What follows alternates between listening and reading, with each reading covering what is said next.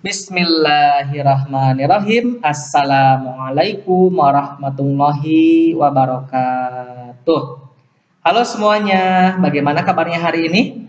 Alhamdulillah, semuanya dalam keadaan sehat ya. Semoga selalu sehat dan senantiasa berada dalam lindungan Allah Subhanahu wa Ta'ala.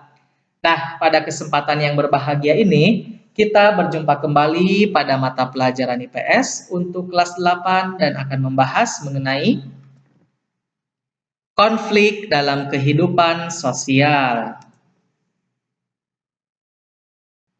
Nah, tujuan pembelajarannya yaitu setelah mempelajari materi ini, kalian dapat memahami konflik dalam kehidupan sosial. Pada kesempatan yang berbahagia ini, Bapak menyisipkan sebuah kata mutiara ya dari Baharudin Yusuf Habibi. Dimanapun engkau berada, selalulah menjadi yang terbaik dan berikan yang terbaik dari yang bisa kita berikan. Nah, untuk memberkahi kegiatan pembelajaran ini, marilah kita membacakan basmalah dan sholawat bersama-sama. Bismillahirrahmanirrahim. Allahumma sholli ala Sayyidina Muhammad wa ala ali Sayyidina Muhammad.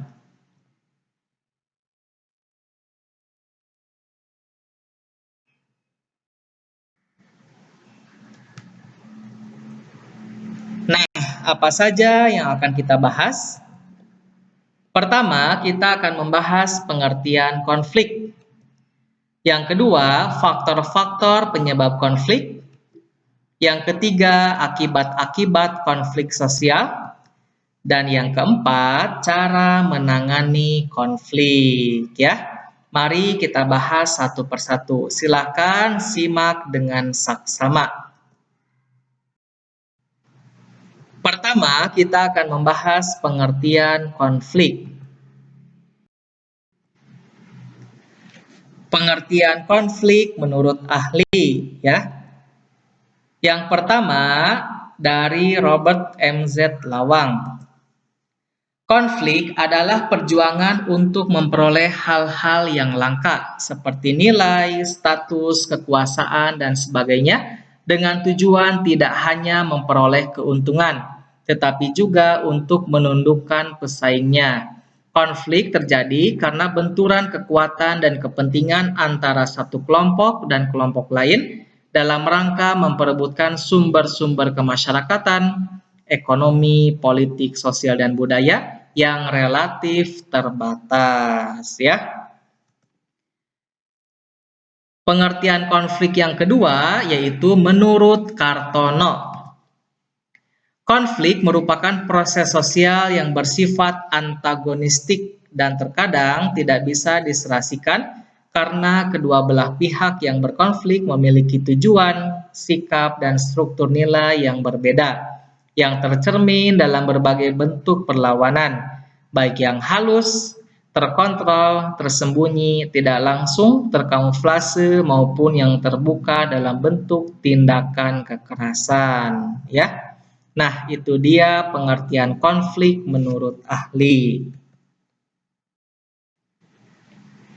Yang kedua, kita akan membahas faktor-faktor penyebab konflik sosial. Apa saja faktor-faktor penyebab konflik sosial itu? Yang pertama, perbedaan individu. Perbedaan pendirian dan perasaan akan sesuatu hal atau lingkungan yang nyata dapat menjadi faktor penyebab konflik sosial. Sebab dalam menjalani hubungan sosial, seseorang tidak selalu sejalan dengan kelompoknya ya. Manusia adalah individu yang unik, jangankan manusia yang berbeda orang tua, suku, dan ras. Manusia yang lahir dari dalam satu rahim pun memiliki banyak perbedaan ya. Sebagai contoh, para siswa dalam satu kelasmu tentu berbeda tanggapannya ketika mendengarkan musik dangdut. Ada yang merasa terganggu karena suara gendang, tetapi ada pula yang merasa terhibur. Nah, itu dia ya maksud dari perbedaan individu. Yang kedua, perbedaan latar belakang kebudayaan.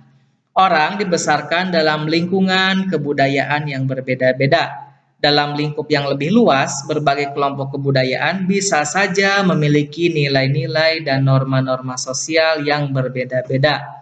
Perbedaan-perbedaan inilah yang dapat mendatangkan konflik sosial.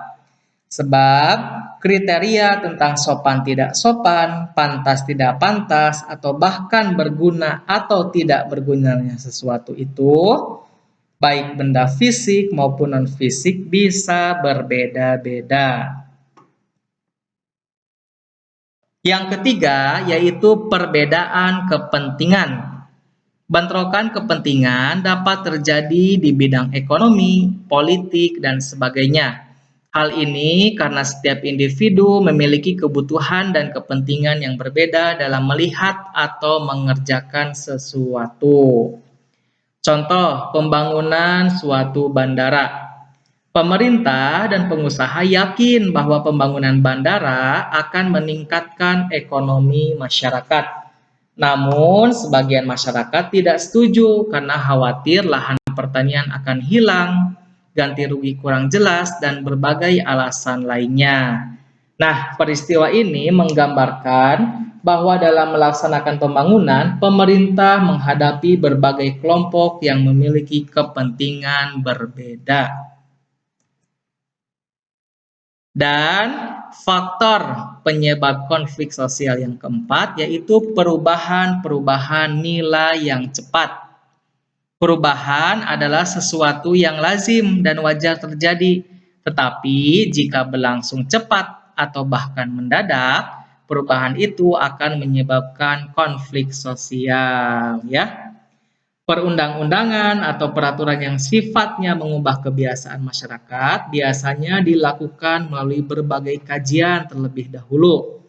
Hal ini dilakukan supaya masyarakat tidak kaget dengan perubahan yang tiba-tiba terjadi. Sebagai contoh, peraturan merokok di tempat umum. Pemerintah tidak langsung memberlakukannya di seluruh masyarakat Indonesia, tetapi di beberapa tempat yang terbatas terlebih dahulu. Lalu perlahan-lahan terus meluas dalam rangka memberi kesempatan kepada masyarakat untuk memahami peraturan tersebut, ya. Nah, itu dia faktor-faktor penyebab konflik sosial.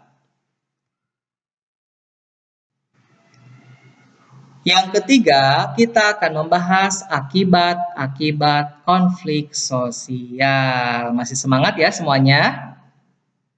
Pembahasan ini ya lumayan panjang, jadi pastikan konsentrasinya terjaga sampai selesai.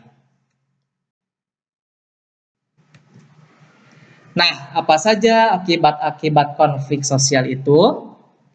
Yang pertama, meningkatnya solidaritas sesama anggota kelompok.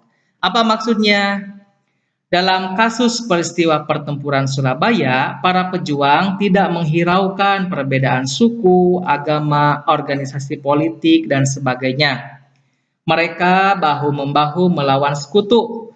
Terjadinya konflik dengan kelompok lain justru dapat meningkatkan solidaritas sesama anggota kelompok yang sedang mengalami konflik dengan kelompok lain, ya. Yang kedua, retaknya hubungan antar individu atau kelompok. Konflik yang terjadi antar individu atau antar kelompok dapat menimbulkan keretakan hubungan. Keretakan tersebut dapat terjadi sementara ataupun permanen. Kalian mungkin pernah konflik dengan temanmu yang menyebabkan dalam beberapa waktu tidak terjalin hubungan yang baik. Namun, karena kemudian saling menyadari kesalahan, kalian berdua akhirnya saling memaafkan, ya. Akibat yang ketiga yaitu terjadinya perubahan kepribadian para individu. Perubahan kepribadian dapat terjadi pada kedua belah pihak yang mengalami konflik. Kedua belah pihak dapat saling menyesuaikan, atau justru masing-masing mempertahankan kebenaran yang diyakininya. Yang keempat yaitu rusaknya harta benda dan bahkan hilangnya nyawa manusia. Konflik yang berujung pada kekerasan fisik dapat menyebabkan kerusakan dan hilangnya nyawa manusia. Sebagai contoh, konflik yang diakhiri dengan peperangan.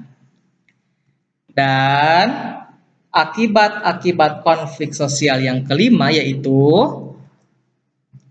terjadinya akomodasi, dominasi, bahkan penaklukan salah satu pihak yang terlibat dalam pertikaian, ya.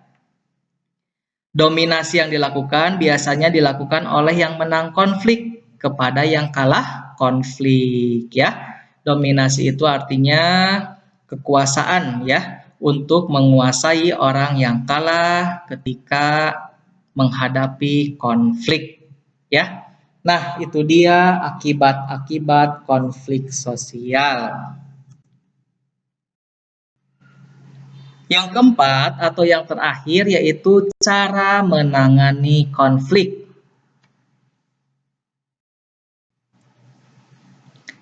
Yang pertama, cara menangani konflik itu adalah menghindar.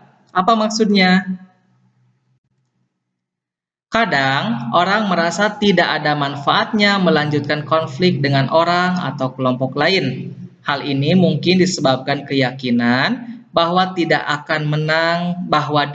tidak akan menang menghadapi konflik. Dalam hal ini, dia mengorbankan tujuan pribadi ataupun hubungannya dengan orang lain. Orang ini berusaha menjauhi masalah yang menimbulkan konflik ataupun orang yang bertentangan dengannya.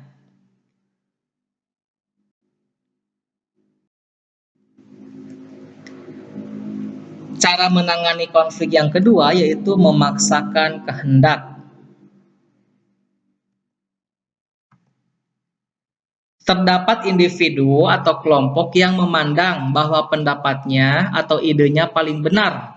Oleh karena itu, dengan segala cara, konflik harus berakhir dengan kemenangan di pihaknya. Yang ketiga yaitu menyesuaikan kepada keinginan orang lain. Terdapat individu yang ingin diterima dan disukai orang lain. Ia merasa bahwa konflik harus dihindari demi keserasian atau harmoni dan ia yakin bahwa konflik tidak dapat dibicarakan jika merusak hubungan baik, ya. Cara menangani konflik berikutnya yaitu tawar-menawar. Apa maksudnya? Dalam proses tawar-menawar, individu akan mengorbankan sebagian tujuannya dan meminta lawan konflik mengorbankan sebagian tujuannya juga. Sehingga tercapai kesepakatan, ya, deal ya, dan berakhirlah konflik dengan adanya tawar-menawar tersebut.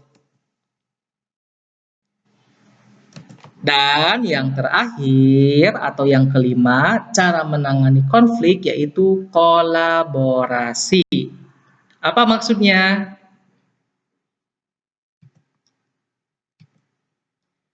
Kolaborasi memandang konflik sebagai masalah yang harus diselesaikan.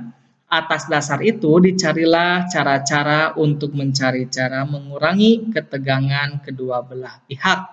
Ya, ia berusaha memulai sesuatu pembicaraan yang dapat mengenali konflik sebagai suatu masalah dan mencari pemecahan yang memuaskan keduanya.